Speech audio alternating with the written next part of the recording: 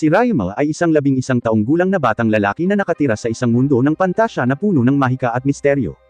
Pero bago siya napunta dito, siya ay dating isang normal na uring manggagawang lalaki na naninirahan sa urban Japan, nagpapaalipin sa isang corporate environment, sumusunod sa utos ng walang kakayahan na boss, nagtatrabaho sa isang mahirap na trabaho, at nakulong sa isang walang katapusang sirkulo ng paghihirap ng korporasyon.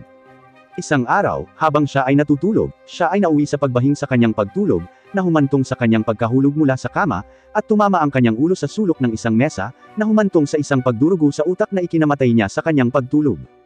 Napakasamang paraan para mamatay, madidismaya si Truck-kun. Nagising siya sa harap ng 3 kakaibang tao, na nagpapakilala sa kanilang sarili bilang mga Diyos. Ipinaalam nila sa kanya ang tungkol sa kanyang kamatayan, at kahit na siya ay kinikilala ang kanyang pagkabigo sa gayong nakakahiya na kamatayan. Sinabi sa kanya ng mga Diyos na ipapadala nila siya sa isang alternatibong mundo, na puno ng mahika at pantasya, at doon siya mabubuhay ng ayon sa gusto niya. Mabilis siyang sumang-ayon dahil pagod na siya sa kanyang buhay sa Earth, at bilang regalo sa pamamaalam, ipinagkaloob din sa kanya ng mga Diyos ang kakayahang gumamit ng maraming anyo ng elemental magic, na isang medyo bihirang bagay. Ipinaliwanag nila na ilalagay nila siya sa katawan ng isang 8 taong gulang na bata, at mula roon, siya ay mag-isa na.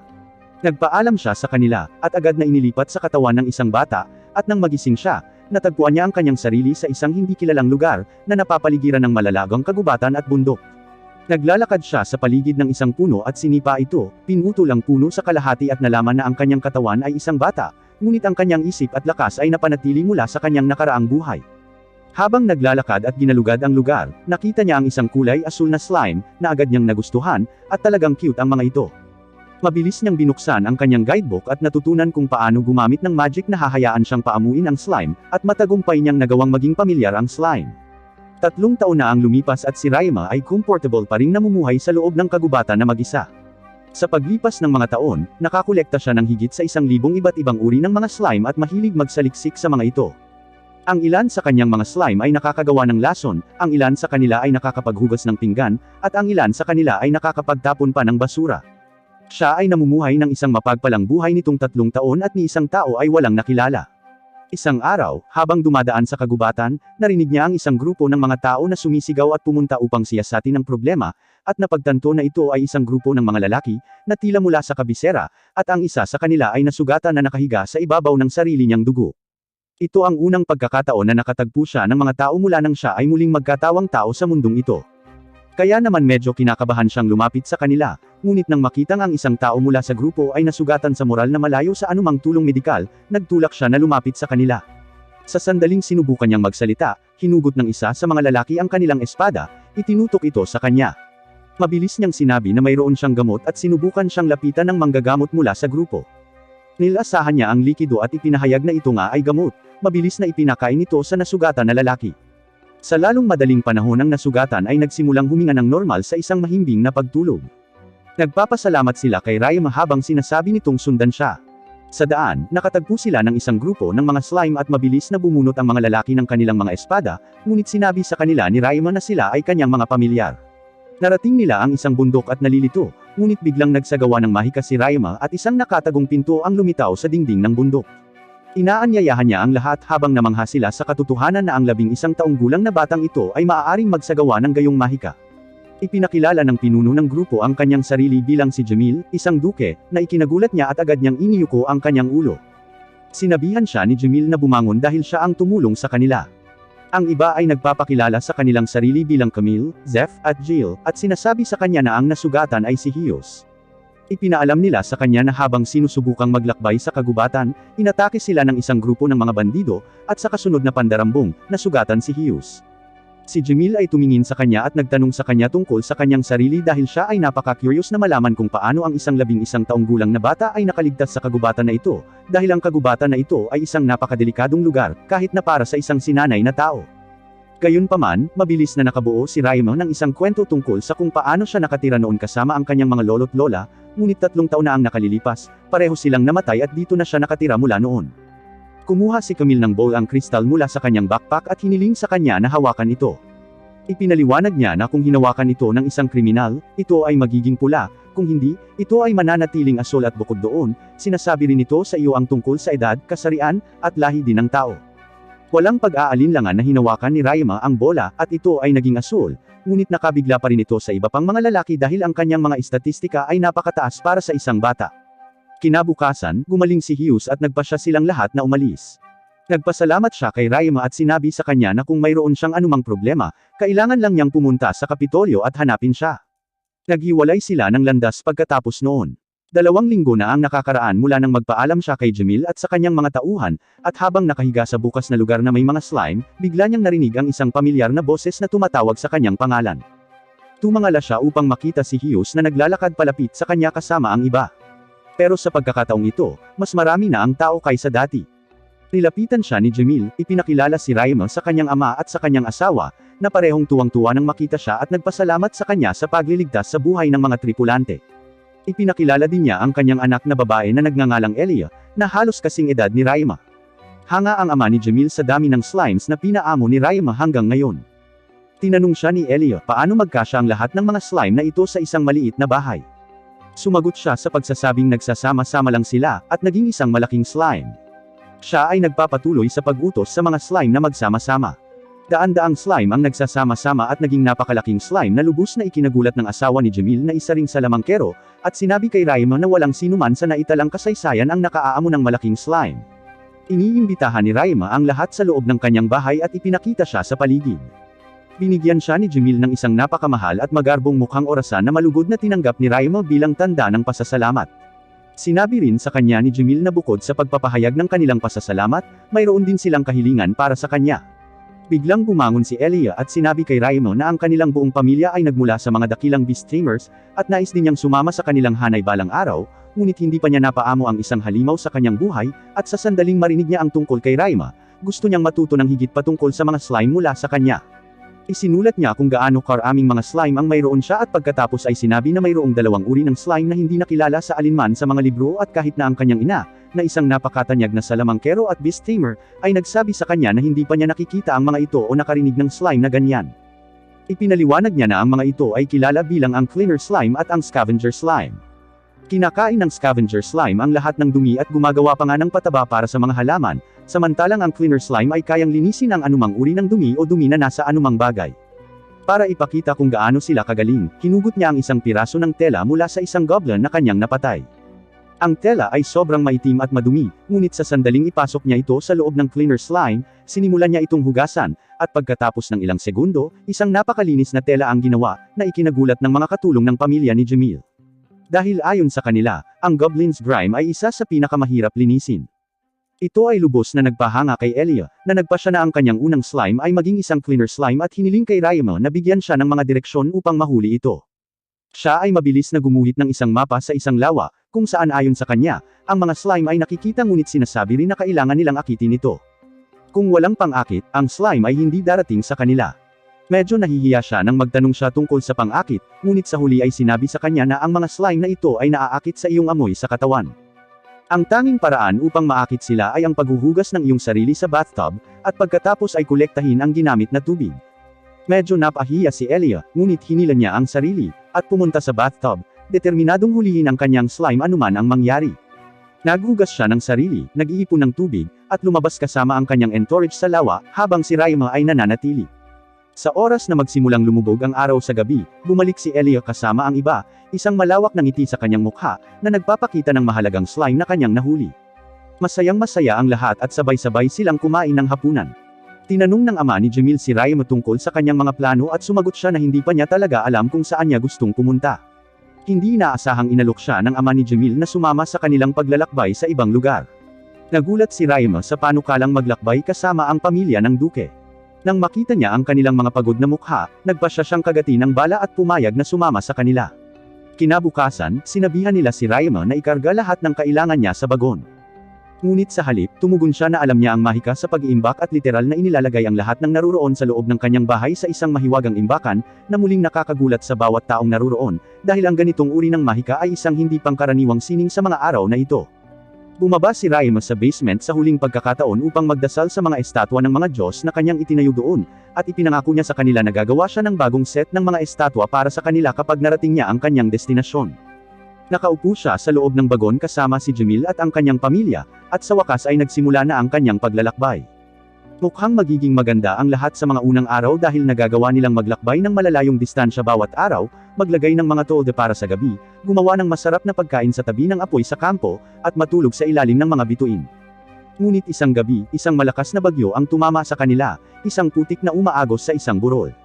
Sinimulan ni Camille na tawagin si Jamil, at ipinaalam sa kanya na nagkaroon ng pagguho ng lupa at hindi na sila makakasunod sa ganitong daan, at ang pinakamahusay nilang mapagpipilian ay umikot, na kahit papaano ay magdagdag ng 3 araw sa kanilang paglalakbay. Narinig ito ni Raima at inilabas ang kanyang kapote, na ginawa niya sa tulong ng mga katangian ng water repellent ng slime at lumabas. Gumagawa siya ng barrier para sa iba pang mga lalaking nakatayo sa ulan, para hindi sila mabasa, at nagsimulang mag-chant ng ilang spells. Gumagamit siya ng kombinasyon ng earth magic para patagin ang landslide, at gumawa ng paraan sa ibabaw ng mga ito, na nagliligtas sa kanila sa maraming dagdag na araw ng paglalakbay. Si Jamil ay labis na nalulugod at nagpapasalamat muli sa kanya para sa kanyang tulong bago sila nagsimulang muli sa kanilang paglalakbay. Sa wakas ay narating nila ang kanilang destinasyon na ang lungsod ng Silfol, at ang pamilya ng Duke ay nag-alok kay Raima ng pagkakataong tumira sa kanila, na tinanggap niya. Ang mga minahan sa lungsod na ito ay naging pader ng kanilang mga dating pag-angat, at si Jamil ay may responsibilidad na ibalik sila sa kanilang dating kaluwalhatian. Sa unang araw, dinala ng pamilya ni Jamil si Raima sa simbahan, kung saan siya magpapabinyag at ipapakita sa kanya ang kanyang mga istatistika sa stat board. Pumasok siya, at sa sandaling ibinaba niya ang kanyang stat board, inilipat siya sa ibang espasyo, kung saan binuksan niya ang kanyang mga mata at nakita ang mga Diyos na nakatingin sa kanya. Sa una ay iniisip niya na siya ay namatay muli, at nagtanong kung siya ay patay na, kung saan ang mga Diyos ay sumagot na siya ay buhay at maayos, ang mga Diyos ay nais lang na makipag-usap sa kanya. Kaya't hinila nila siya palabas ng mundo sa maikling panahon. Binabati nila siya para sa mga tagumpay na naipon niya para sa kanyang sarili sa 3 taon na ito, at ipinahayag sa kanya na sinusunod nila ang bawat isa sa kanyang mga pagsasamantala. Sinabi nila sa kanya na ang dahilan kung bakit walang nakakakilala sa scavenger at sa cleaner slime ay dahil nilikha sila ni Raima.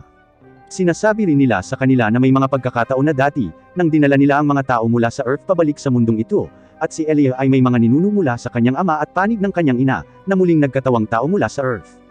Mula sa panig ng kanyang ama, muling nagkatawang tao ang isang batang babae na gustong maging tagapagsanay ng hayop, at nauwi sa pagiging isa sa mga pinakadakilang beast tamers sa mundong ito, at mukhang nakakuha si Elia ng maraming gene mula sa kanya. Samantalang mula sa panig ng kanyang ina, muling nagkatawang tao ang mga Diyos ng isang lalaki na isang tamang otako, at humingi ng mga kakayahan sa pakikipaglaban na walang kapantay ng sinuman sa mundong ito. Marami sana siyang masasamang gawain, ngunit napaka-awkward niyang umalis sa kanyang tahanan at namatay siya sa katandaan. Nagkwentuhan pa sila ng kaunti bago magpaalam ang mga Diyos at sabihin sa kanya na kung may anumang oras na gusto niyang makipag-usap sa kanila, maaari lamang siyang pumunta sa simbahan upang manalangin sa kanila. Pinasalamatan niya sila para sa kanilang pananaw at suporta bago siya ibalik sa kanyang mundo. Tinatanggap siya ng pamilya ng Duke nang lumabas siya ng silid, at ang ama ni Jamil ay nag-aalok sa kanya ng ilang payo. Sinabi niya sa kanya na siya ay hindi kapani-paniwalang malakas at talentado para sa kanyang edad, na magdadala sa mga mata ng maraming mas mababa sa disenteng mga individual sa kanya, at magiging tungkulin niyang paghiwalayin ang mabuti sa masama, at piliin para sa kanyang sarili.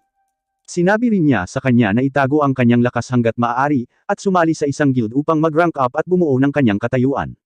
Tinanong siya ni Elliot tungkol sa kanyang kakayahan sa mahika, at ang sikreto sa kanyang paghawak ng mahika. Ibinunyag niya na mayroon siyang magic capacity na 178,000, at ang prinsesa ay tumanggo sa kanyang ulo at ipinahayag na siya ay may magic na kapasidad na 200,000, na ikinagulat ni Raima. Sinabi niya sa kanya na ang mga taong ipinanganak na may hindi likas na mataas na kakayahan sa mahika, kadalasang nahihirapang kontrolin ang kanilang mahika, at napipilitang matuto ng mga paraan upang pamahalaan ang kanilang kakayahan sa mahika. Ngunit sa ilang kadahilanan, si Raima ay nakakagamit ng mahika ng napakahusay. Pumunta sila sa isang lalaking nagpapaamo ng hayop na may iba't ibang uri ng mga tagapagsanay, ngunit tumanggi silang tanggapin si Raima, dahil ang tanging hayop na pinaamo niya ay mga slime, na walang gaanong kakayahang lumaban. Sinabihan ni Jamil si Raima na huwag masiraan ng loob dahil mas marami siyang katangian ng pakikipagsapalaran, tulad ng mga kasanayan sa pakikipaglaban, at survival instincts. Pagkatapos ay pumunta sila sa isang adventurers guild, kung saan kailangan niyang sumailalim sa isang pagsubok.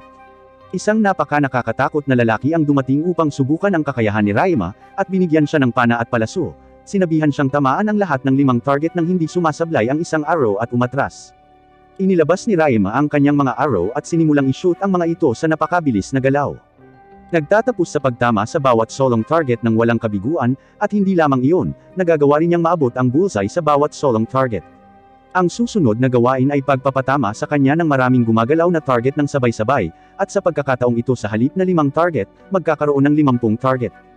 Ang mga target ay nagsimulang mabilis na bumaril mula sa makina, at sa sorpresa ng lahat, sinimulan niya ang pagbaril sa kanila ng mas mabilis kaysa dati, na tinatamaan ang bawat isa sa kanila ng walang kabiguan. Ang huling 4 na target ay binaril ng sabay-sabay, at sa sorpresa ng lahat, nagagawa niyang mag-shoot ng 4 na arrow ng sabay-sabay, na tinatamaan ang bawat isa sa kanila. Gayunpaman, nang matapos siya, binato siya ng kutsilyo ng lalaki, na nagawa niyang saluhin at ibinalik sa kanya, bago tumalon para salakayin siya. Ang lalaki ay nagsasabi sa kanya na huminto at ipaalam sa kanya na ito ay isang pagsubok ng kanyang kaligtasan ng buhay instincts, at siya ang unang isa na nakagawang hindi lamang umiwas sa pag-atake, ngunit sa pag-atake din pabalik. Ibinunyag niya na siya ang pinuno ng guild na ito, at sinabi kay Raimon na siya ay tinanggap sa guild, at binigyan ng rank G para magsimula. Pinapayuhan din niya siya na suriin ang noseboard para sa anumang mga pagkakataon sa trabaho sa kanyang antas. Pumunta siya at nakita niya ang isa sa mga listahan ng trabaho na nangangailangan ng paglilinis ng bahay, at iniisip niya sa kanyang sarili na ito ang perpektong trabaho para sa kanya at sa kanyang scavenger at cleaner slimes. Kinuha niya ang trabaho, at kinabukasan, inimpake niya ang kanyang slime, at pumunta sa bahay. Isang babae na isang catwoman ang sumasagot sa pinto nang kumatok siya dito. Pagkabukas na pagbukas niya ng pinto, may mabahong amoy na lumabas sa bahay. Hinawakan niya ang kanyang mga kamay at nagsimulang umiyak, nagpasalamat sa kanya sa pagkuha ng trabaho, na nagpapahinala kay Raimon sa laki ng kanyang problema. Ang pangalan ng babaeng pusa ay si Mia, at ipinaliwanag niya kay Raimon na ang kanyang bahay ay itinayo sa tabi ng isang malaking basurahan, at isang araw, nang wala sa oras, ang pader ay gumuho at ang napakaraming basura ay dumaloy sa kanyang basement. Napakalaki ng basura kaya walang gustong magtrabaho dito, at mula noon ay namumuhay na siya sa paghihirap. Nakiusap siya kay Raimon na huwag umalis pagkatapos makita ang lawak ng problema, at ipinangako niyang hindi. Pumasok sila sa loob ng bahay, at manghang-mangha si Raimon sa dami ng basurang naipon. Siya ay nagpasya na ang tanging paraan upang mahawakan ang problemang ito ay magsimula sa simula. Bumangon siya at kinuha ang kanyang slime at pumunta sa katabing mga basurahan, kung saan inilabas niya ang kanyang mga scavenger slime upang harapin ang lahat ng naipon na mga labi. Pagkaraan ng ilang sandali, natapos na ng mga scavenger slime ang kanilang trabaho, at ginamit niya ang mga cleaner slime sa susunod, kasama ang kanyang mga mahiwagang kakayahan upang linisin ang bawat lugar sa mga dingding, hanggang sa magmukha itong bago. Pagkatapos ay lumipat siya patungo sa bahay ni Mia at nagsimulang gamitin ang kanyang slimes upang tanggalin ang lahat ng basura, bago i-disinfect ang lugar at gumamit ng cleaner slimes upang maging malinis ito. Ginagamit din niya ang kanyang earth magic para itagpi ang higanteng butas sa dingding, na labis na ikinatuwa ni Mia na nagsimula siyang umiyak muli. Pinirmahan niya ang form sa pagkumpleto ng trabaho, at nagdagdag pa ng malaking halaga ng pera bilang pasasalamat sa pagkuha ng trabaho. Bumalik siya sa guild at kinokolekta ang gantimpala. Ngunit bago pa man siya makaalis ay nilapitan siya ng guildmaster na tinawag siya sa kanyang silid at naupo sila. Pinasalamatan niya siya para sa trabahong ginawa niya sa lugar ni Mia, at humingi ng pabor sa kanya. Sinabi niya sa kanya na ang mga kalapit na communal toilet ay hindi pa nalilinis sa loob ng mahabang panahon, at walang sinuman ang handang humawak at harapin ang sitwasyon. Sa tingin niya ay si Raimon lang ang makahaharap dito kaya pumayag siya. Muli niyang dinadala ang kanyang mga scavenger at cleaner slime sa trabaho, at nagbihis ng protective gear bago pumasok sa malaking communal toilet. Sa sandaling bumukas ang gate, ang napakaraming usok na nagmumula sa nabubulok na bagay ay nagsimulang lumabas, ngunit siya ay nagpatuloy at pumasok sa loob. Siya ay ganap na nabigla sa kabigatan ng sitwasyong ito, at agad na kumilos. Sa kabutihang palad, dahil ang mga scavenger slime ay nakakuha ng napakaraming pagkain sa lugar ni Mia, mabilis silang lumaki at dumami, na nagpabilis sa gawain, ngunit tumagal pa rin ang napakalaking oras upang linisin ang isa sa 30 palikuran. Sa oras na nadisinfect niya ang palikuran, napansin niyang may nakamamatay na lason na tumutulo, at mabilis siyang nakalabas. Tumawag siya ng isang pagpupulong kasama ang pamilya ng Duke at ang Guildmaster, na nagpapaalam sa kanila tungkol sa sitwasyon. Nabigla sila sa balitang ito, at hindi makagawa ng plano dahil wala silang sapat na lakas ng tao upang linisin ang mga palikuran, lalo na ang isang taong handang pumasok sa banyo na may lumalabas na lason. Tiniyak ni Raimon sa kanila na wala siyang kailangan, at siya lang ang papasok, dahil mayroon siyang sapat na mga istatistika ng resistance upang gumaling at makabawi ng mabilis. Nag-aatubili ang pamilya ng Duke na payagan siya, ngunit nang wala silang makitang paraan, pumayag sila. Hiniling niya sa kanila na magtipon ng ilang mga adventurer at i-post ang mga ito, upang walang sinumang makipagsapalaran malapit sa banyo. Kinabukasan, nasa loob siya ng palikuran, at sinimulang linisin ang mga ito ng sabay-sabay, lumalabas sa gabi upang uminom ng ilang pampagaling na potion, pagkatapos ay bumalik sa trabaho.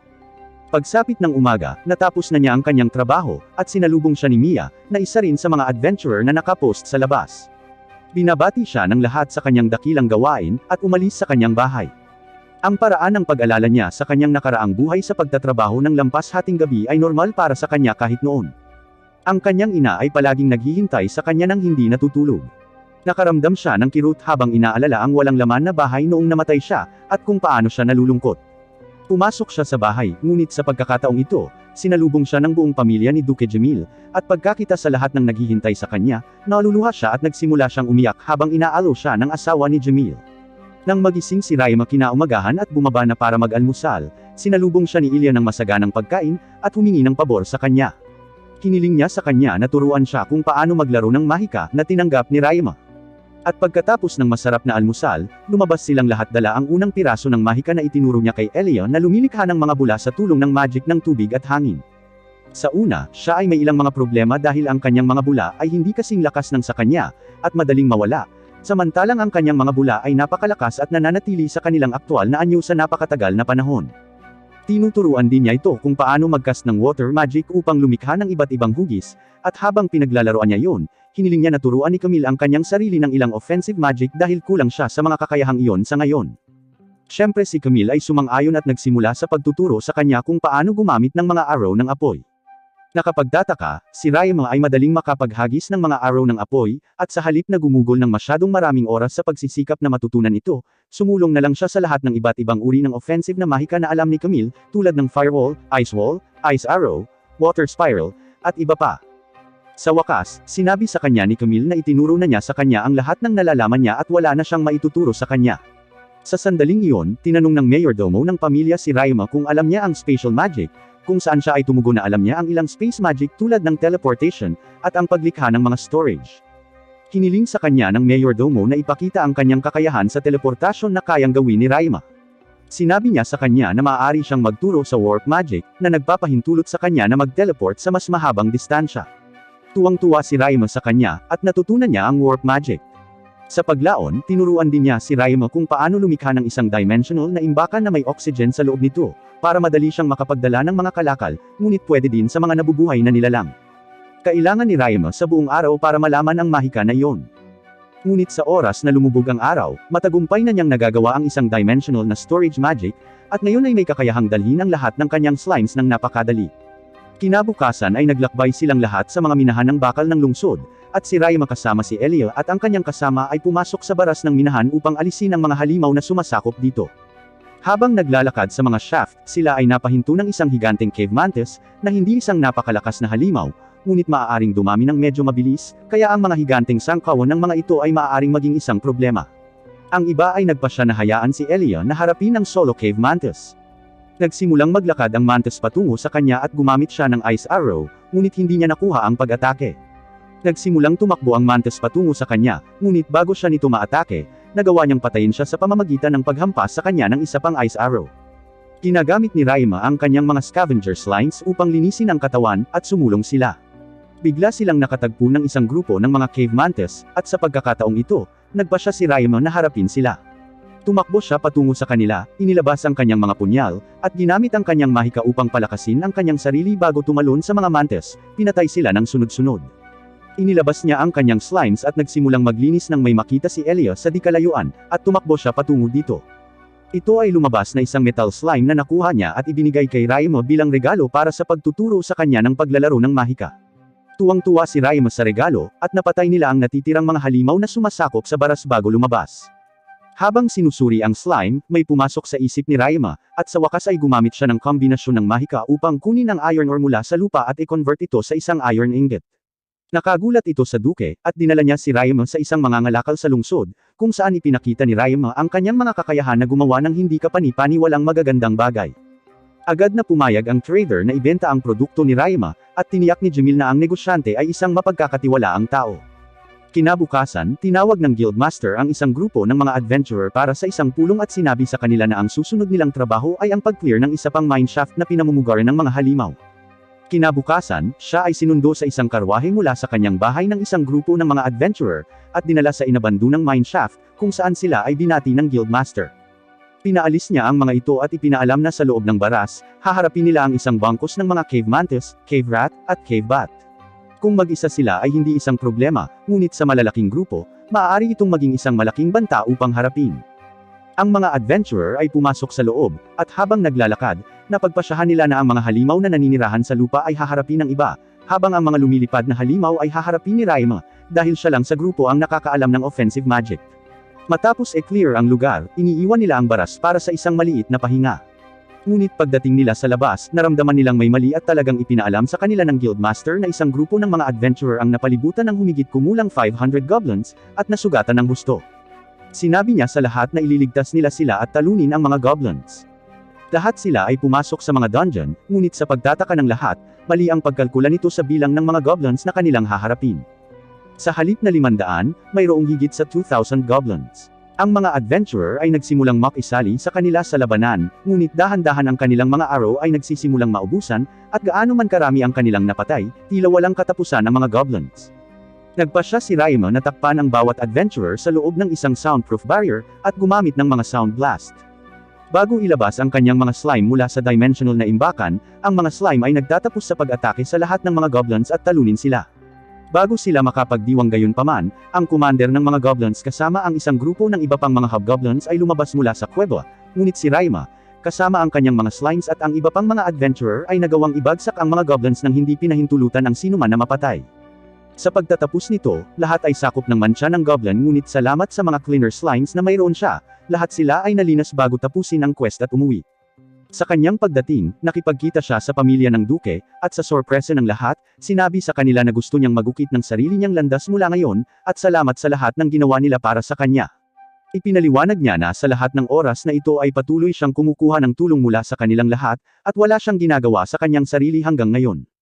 Nakapaglakbay lamang siya sa lungsod na ito dahil ang pamilya ng duke ay magiliw na nag-imbita sa kanya na manatili sa kanila, at pagkatapos ay sila ang tumulong sa kanya na mabanyagan bago siya dalhin sa Beast Taming Guild, at pagkatapos ay ang Adventurers Guild.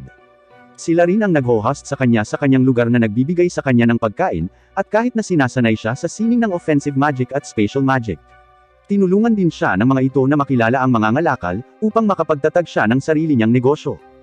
Ang pagkuha ng lahat ng mga pabor na ito mula sa pamilya ng duke habang wala silang gusto na kapalit ay nagpaparamdam sa kanya na parang inispoil siya ng lahat. At kung ito ay patuloy na nangyayari, maaaring mawala siya sa kanyang sarili. Tumingin si Jamil sa kanya at sinabing may pahiwatig na siya na balang araw ay masasabi niya yon. Gayunpaman, kapwa nalungkot si Elia at ang kanyang ina sa balitang ito, at sinubukan siyang pigilan na umalis, ngunit nanindigan si Raima, sinabi na kailangan niyang gawin ito anuman ang mangyari, at sinuportahan siya ni Jamil, sinabi na ito ay mabuti para sa kanyang personal na paglago. Ang duke gayunpaman, naglagay ng ilang mga kondisyon sa lugar. Una sa lahat, bibisitahin mo sila isang beses kada buwan, para malaman nila na maganda ang lagay niya. Bukod pa riyan, patuloy kang magpapadala sa kanila ng mga liham bawat isang linggo na nagpapaliwanag sa kanyang mga pakikipagsapalaran at anumang mga pangyayari, at sa tuwing pupunta siya sa bayang ito, mananatili siya sa kanya. Pumayag siya sa kanilang lahat, ngunit lumapit din si Elia sa kanya na may isang huling kahilingan. Hinihiling niya sa kanya na makipagkita sa kanya sa loob ng 3 taon kapag siya ay makakakuha ng malaking bakasyon mula sa kanyang paaralan, at pagkatapos ay makita siya muli sa loob ng 6 na taon, kapag siya ay gagraduate na. Sumang-ayon siya doon, at sinabihan ng tungkol sa lahat ng iba't ibang halimaw na maaaring makaharap niya, na hindi niya alam ay hindi pa siya nakipagsapalaran sa labas ng kagubatan. Sinasabi rin nila sa kanya ang tungkol sa isang espesyal na ibon na may panahon ng pag-aanak sa lahat ng dako, at kilala na partikular na mahirap paamuin. Ang mga balahibo nito ay isang mahalagang pag-aari, at bukod sa kanilang pang-ekonomiyang halaga, ang mga ito ay maganda lamang tingnan sa sandaling puna nila ang kalangitan. Nangako si Raima na babalik siya pagdating ng breeding season para masaksihan niya ang phenomenon na magkasama silang lahat.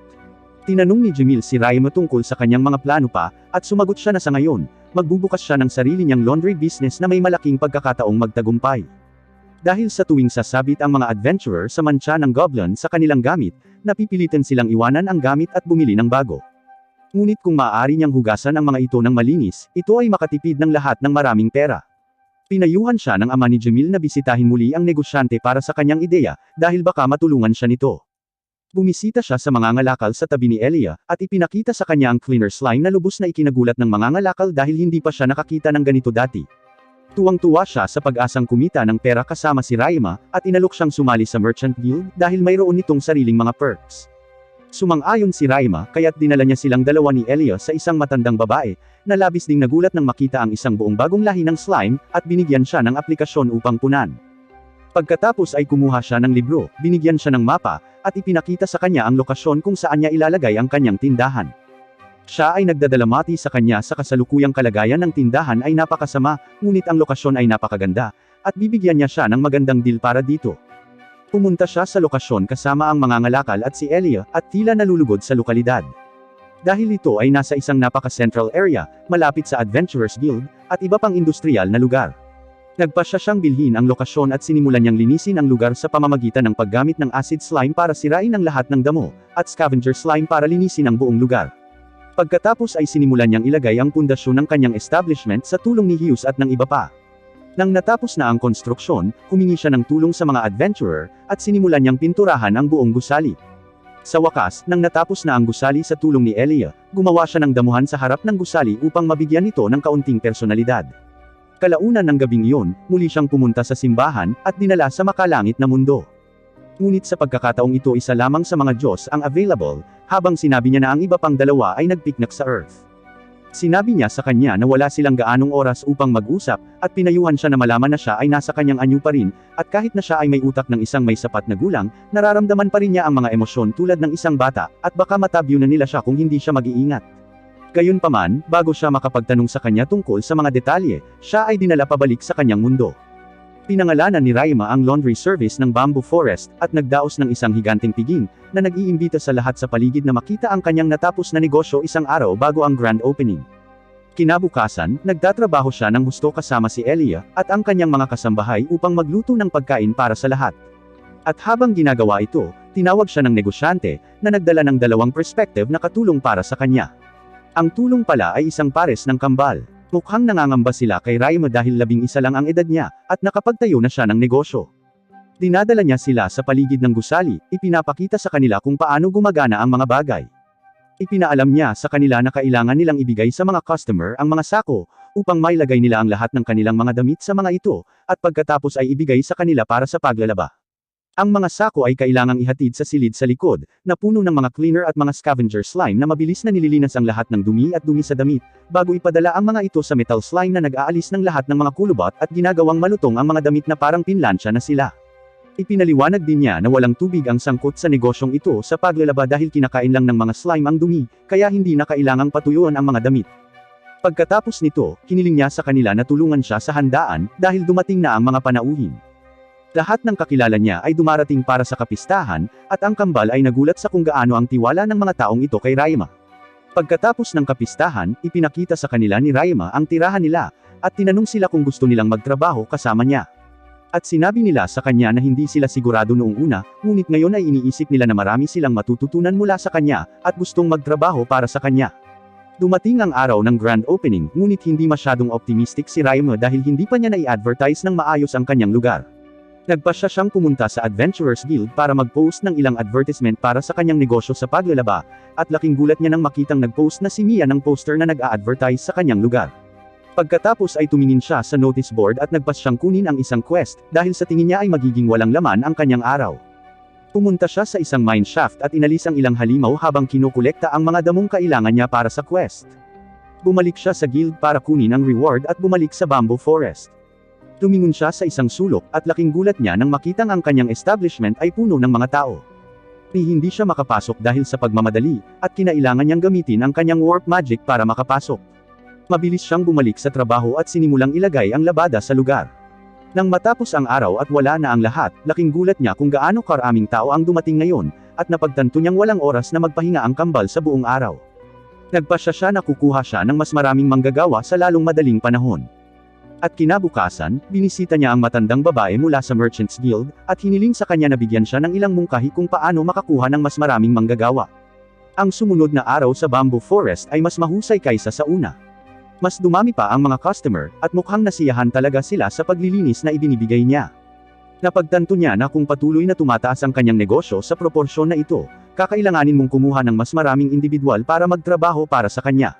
Kaya bumalik siya sa guild para makipagkita sa lahat ng potensyal na empleyado. Pumasok siya sa silid na puno ng mga taong may iba't ibang edad na gustong magkaroon ng trabaho. Ngunit nang makita nila si Raima, nagulat sila. Napagtanto ni Raima na hindi maraming tao ang gustong magtrabaho sa ilalim ng isang 11 taong gulang na bata, gaano man siya ka-successful. Bukod pa riyan, ipinaalam pa niya sa mga kandidato na kung pipiliin nilang magtrabaho para sa kanya, kailangan nilang magtrabaho kasama ang mga slime na tretuhin din bilang ibang mga empleyado. Pagkatapos noon, sinabi niya sa kanila na sino man sa kanila na nagdesisyon na ayaw na nilang magtrabaho ay maaaring umalis kung gusto nila. Sa sandaling sinabi niya yon, halos lahat ng tao ay lumabas ng silid, bukod sa isang batang babae at isang mas matandang lalaki.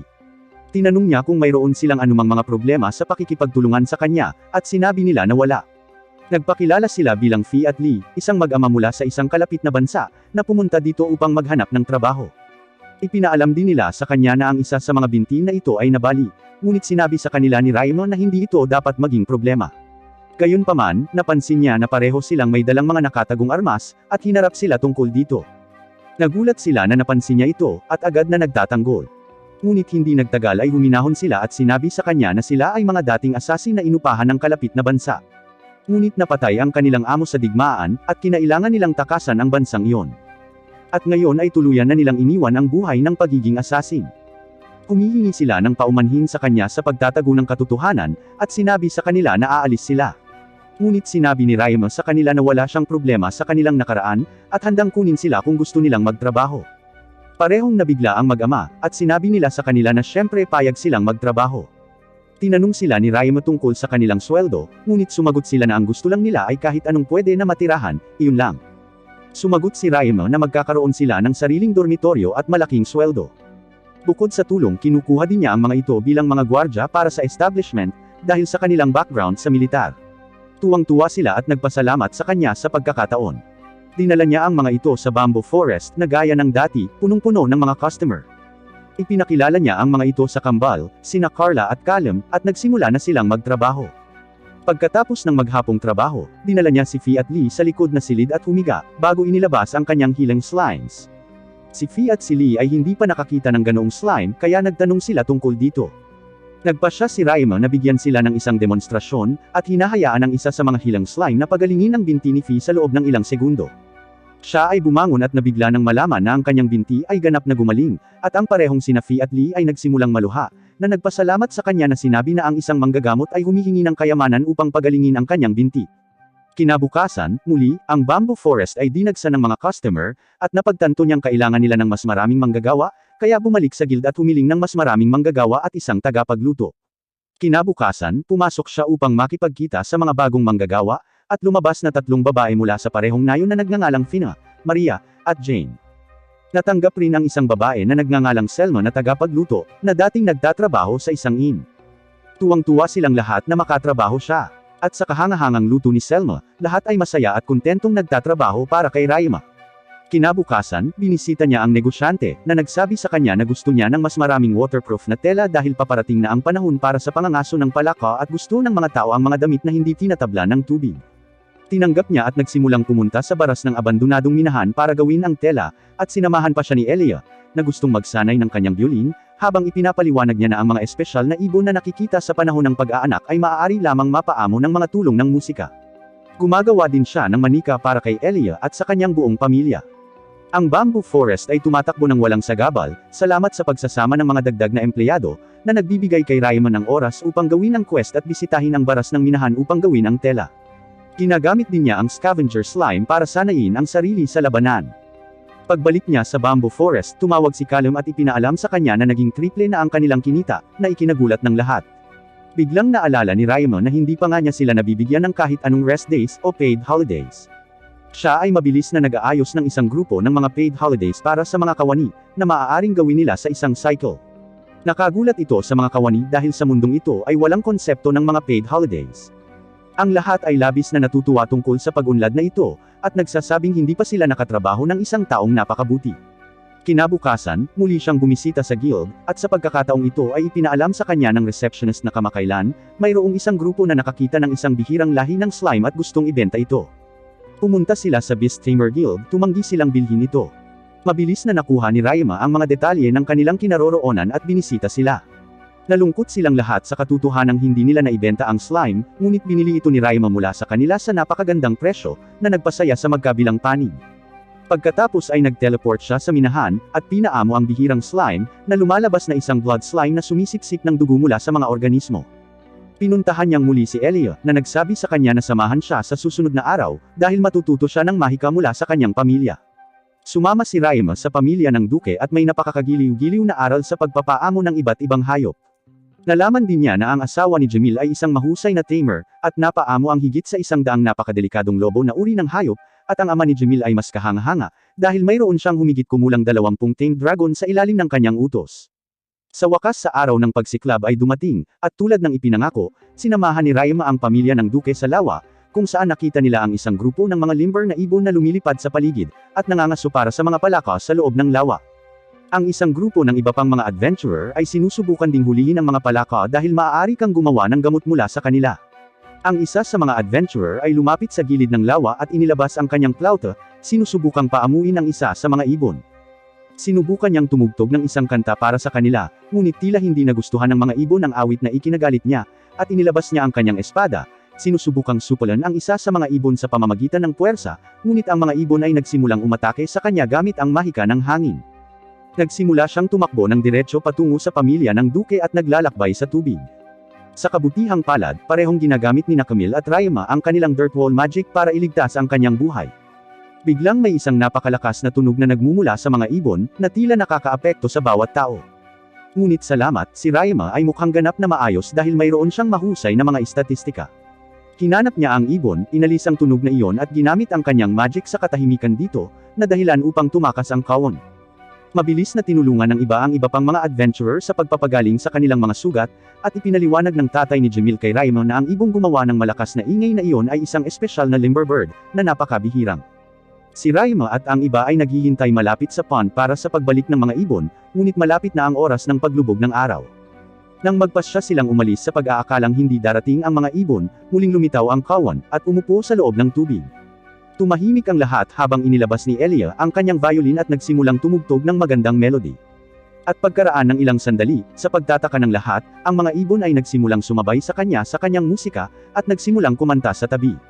Nagpatuloy siya sa pagtugtog at tinapos ang kanta. Sa oras na tinapos niya ang kanyang kanta, siyam na iba't ibang limber bird ang nakapalibot sa kanya, at nagawa niyang gumawa ng matagumpay na kontrata sa kanila. Nagpasya si Raima na susubukan din niya ito, at inilabas niya ang kanyang gitara, na hindi pa nakikita sa mundong ito at nagsimulang tumugtog ng parehong magandang melody. At ang nakakagulat, ang marinig ang kanyang melody, isang espesyal na nightmare limber bird na gumawa ng ingay na iyon ay lumapit at umupo. Sa oras na matapos ang isang kanta, pinalibutan pa niya ang kanyang sarili ng isang grupo ng mga ibon, kabilang ang nightmare bird, kung saan maaari niyang makipag-ayos sa isang deal. Biglang sinabi ni Ilya na ang isa sa kanyang mga ibon ay nasa advanced na kategorya, at tila kilala bilang isang phantom limber bird. Ito ang katapat ng nightmare na ibon ni Raima, dahil ang isa sa kanila ay gumagamit ng dark magic, samantalang ang isa naman ay gumagamit ng light magic. Umuwi sila sa kanilang bahay at nagkaroon ng malaking party. Pagkatapos nito, parehong pumunta sina Raima at Elia sa isang silid upang mag-usap. Pupunta si Elia sa kanyang paaralan sa susunod na araw, at 3 taon pa ulit bago sila muling magkita. Sinabi niya sa kanya na gumawa ng isang pangako na magpapadala siya ng mga sulat sa kanya bawat linggo, at makikita siya sa loob ng 3 taon. Pagkatapos ay ipinagkaloob niya sa kanya ang isang magandang pendant na may isang mahiwagang ruby sa loob nito, na niregalo sa kanya ng kanyang ina sa kanyang ika-10 kaarawan. Sinabi niya sa kanya na gusto niyang makuha niya ito bilang isang lucky charm. Bilang kapalit, binigay sa kanya ng hindi handa na si Raima ang 2 sa kanyang mga slime dahil ito ang kanyang mahalagang pag-aari. Ito ay talagang nagpasaya kay Elia, at malugod niyang tinanggap. Kinabukasan, pareho silang aalis sa kani-kanilang landas na may pangakong lalakas at magkikitang muli sa loob ng ilang taon. Dito nagtatapos ang Season 1 ng anime na ito. Salamat sa panunood.